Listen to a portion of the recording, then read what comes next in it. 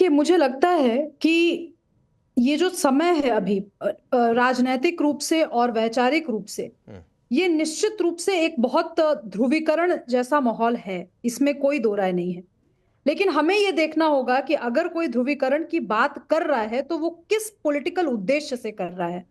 ये बात बिल्कुल सच है कि अगर आप डिबेट्स देखेंगे राकेश जी, जो अभी की डिबेट्स हैं, 1920 की डिबेट्स थी, 1857 की डिबेट्स थी, लगभग वो डिबेट्स, उन डिबेट्स में साम्यता है।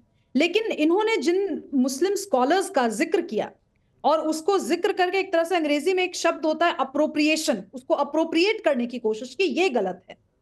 अगर इन जैसे शाजिया जी बता रही थी, उसी तरीके से तमाम ऐसे मुस्लिम स्कॉलर्स हुए, ऐसे मुस्लिम हमारे पॉलिटिकल वर्कर्स हुए उस समय के, जिन्होंने न केवल इस तरह के ध्रुवीकरण का विरोध किया, बल्कि उन्होंने जो बिल्कुल ही चरमपंथी मुसलमान थे उस दौर के, उनके साथ दो दो हाथ किया। तो ये 1920 और 1857 की बात जब ये कुछ चुनिंदा मुस्लिम नेता करते हैं, तो इन नेताओं को भूल क्यों जाते हैं?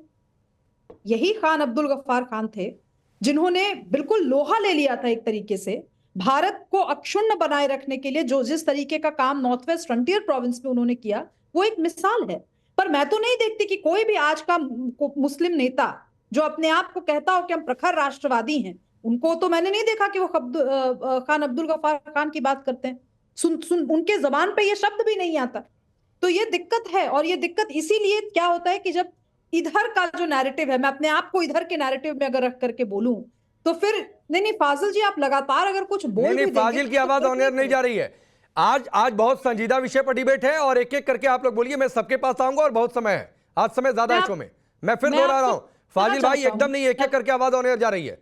मैं आपसे पूछना चाहती हूँ राकेश जी कि इसके पहले भी आपके प्रोग्राम में कई बार इस तरीके की बहस हुई है, जिसमें थोड़ी गर्मा गर्मी भी हुई है। स्पेसिफिक सवाल अगर मुसलमान नेताओं से पूछा जाए, सिर्फ मुसलमानों के हित के लिए भी, तो भी वो नहीं बोल पाते हैं। वो मुसलमानों के नुकसान की बात तो करते हैं, लेकिन मुसलमानों के फायदे की बात उनके हलक से नहीं निकलती। क्यों?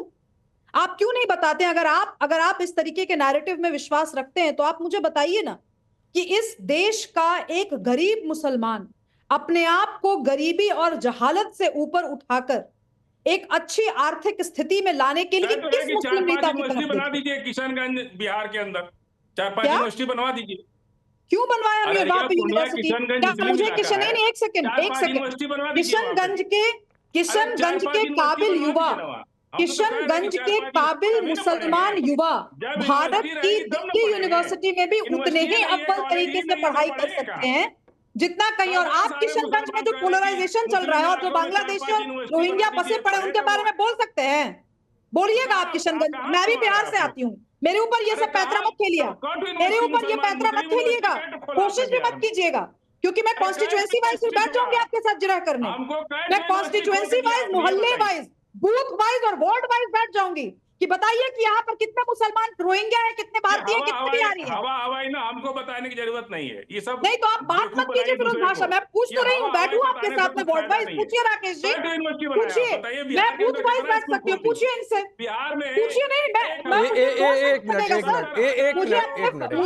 फाजिल, शुभ्रास्ता 30 सेकंड दीजिए, शुभ्रास्ता 30 सेकंड दीजिए। फाजिल अहमद सुनिए ना, क्यों किशनगंज उसके आसपास 4-5 यूनिवर्सिटी चाहिए भाई आपको? क्यों नहीं चाहिए? क्यों चाहिए? हमारे लोग पढ़े लिखे कम है, तो पढ़ाएगा कौन उनको? यूनिवर्सिटी ना पढ़ाएगी। तो यूनिवर्सिटी पढ़ाएगी तो कम पढ़ा लिखा तो कैसी यूनिवर्सिटी चाहते हैं भाई? यार बिना यूनिवर्सिटी के पढ़ेगा? कैसी यूनिवर्सिटी चाहते हैं? उसकी जिम्मेदारी किसकी है? मुझे जवाब देना चाहते हैं। एक 30 सेकंड दीजिए शुभ्रास्ता, तुरंत आपके पास। आप बताइए जिम्मेदारी किसकी? आप बोलिए, कम क्यों है? रुकिए, बोलिए फाजिल, बोलिए। 1857 की बात नहीं बता पाई, उनको पूरा इतिहास जानकारी नहीं है। माता दीन वाल्मीकि समाज के एक व्यक्ति थे जिन्होंने मंगल पांडे के लोटे से पानी पी लिया।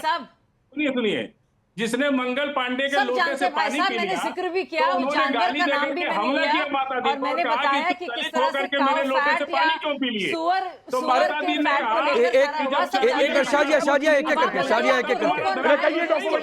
अरे फाजिल भाई सुनिए ना भाई, अब वो लगातार बोल रहे हैं गदर विद्रोह करने का। अब दूसरी बात राकेश भाई, एक दूसरी बात आपने कहा कि सर किसने डॉक्यूमेंट दिखाएंगे कि मंगल पांडे ने किया था।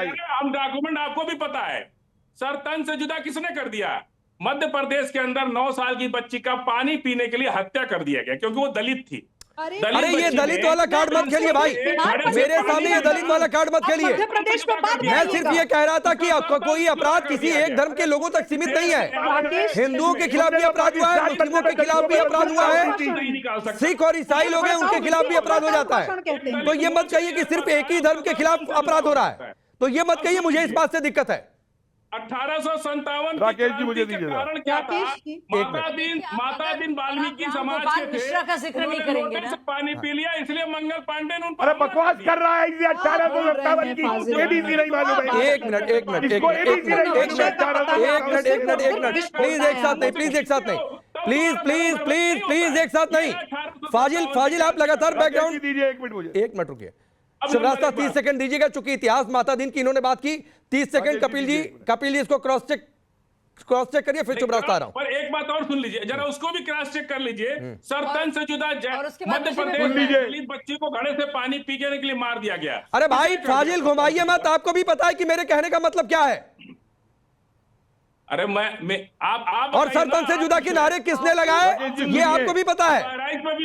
चलिए कपिल जी बोलिए, फिर शुभरास्ता आ रहा हूं। रुक जाइए भाई फाजिल, सुनिए, आपने बहुत आसानी से 2-3 चीजें कोट करके आप निकल गए पिछली गली से। रुक जाइए, अभी 12 सुन लीजिए, 12 सुन लीजिए। राकेश जी इनको ये नहीं मालूम कि 1857 की तैयारी 10 साल से चल रही थी। गूगल पे मत जाइए, 1856 की चिट्ठी है कंवर सिंह की, मीर अली को लिखी हुई पटना के अंदर, पटना के आर्काइव्स में जाके देख ले। इनको ये नहीं मालूम कि 10 साल से तैयारी चल रही थी।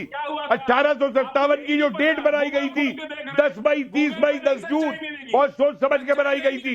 और ये जो माता दीन और पांडे का किस्सा कह रहे हैं ये गलत है, ये गलत है। वो मंगल पांडे के साथ नहीं हुआ, वो एक दूसरी कहानी है बैरकपुर के अंदर, वो गलत है। पता नहीं कौन सी किताब पढ़ के आते हैं इनको इनको ये नहीं याद आएगा कि आजाद हिंद फौज के अंदर जो हिंदू मुसलमान मिलकर लड़े थे। इन्हें शाहनवाज याद नहीं आएंगे, इन्हें अपने पटना गई अपना महमूद नहीं याद आएंगे, कर्नल महमूद अहमद, वो इनको याद नहीं आएंगे। इनको ज्ञानी नहीं याद आएंगे, इनको और मोहम्मद याद नहीं आएंगे जो पाकिस्तान डिमांड होते हुए भी आजाद हिंद फौज से लड़े थे। ठीक बांटना है सिर्फ, ठीक है, इनको सिर्फ फाजिल अपने बच्चों को याद है, अशफाकुल्लाह खान भी याद है। अरे और क्रांतिकारियों के नाम याद होगा जो मुस्लिम धर्म से हैं और वो हमारे आदर्श है, उनकी पूजा करते हैं क्योंकि उन्होंने इस देश के लिए, इस मुल्क के लिए अपना खून बहाया। इस मिट्टी में उनका भी लहू शामिल है। लेकिन भड़काने वाली बात मेरे सामने मत क्या करिए, मैं पहले आपको बता रहा हूं। शुभरास्ता, अरे रुकिए भाई, रुकिए, आप शुभरास्ता को सुनिए। नहीं फाजिल, मुझे एक बात से बहुत दिक्कत है भाई, कोई लगातार अगर बैकग्राउंड कमेंट्री करे तो मैं वरना कह दूंगा पीसीआर को कि जो बैकग्राउंड कमेंट्री करे उसकी आवाज डाउन कर दिया करिए बिना पूछे, तो मत किया करिए। सभी लोग अपनी बारी से, फाजिल आपके अलावा सभी लोग इंतजार कर रहे हैं अपनी बारी का, तो थोड़ा सा तमीज से डिबेट किया करिए। मसूद भी इंतजार कर रहे हैं, मोहम्मद अतीक भी इंतजार कर रहे हैं, वो आपसे कम जानकार पढ़े लिखे हैं क्या? लेकिन डिबेट करना किसको कहते हैं, सीखिए इन दोनों से। रुक जाइए, शुभरास्ता बोलिए। जी देखिए, समस्या क्या है ना कि फाजिल भाई ने जब बिहार की बात छेड़ी है तो इनको फिर बिहार की हिस्ट्री से ही पहले अवगत करा दें, क्योंकि प्रोफेसर कपिल ने जो कहा बहुत दूर की बात है इनके लिए।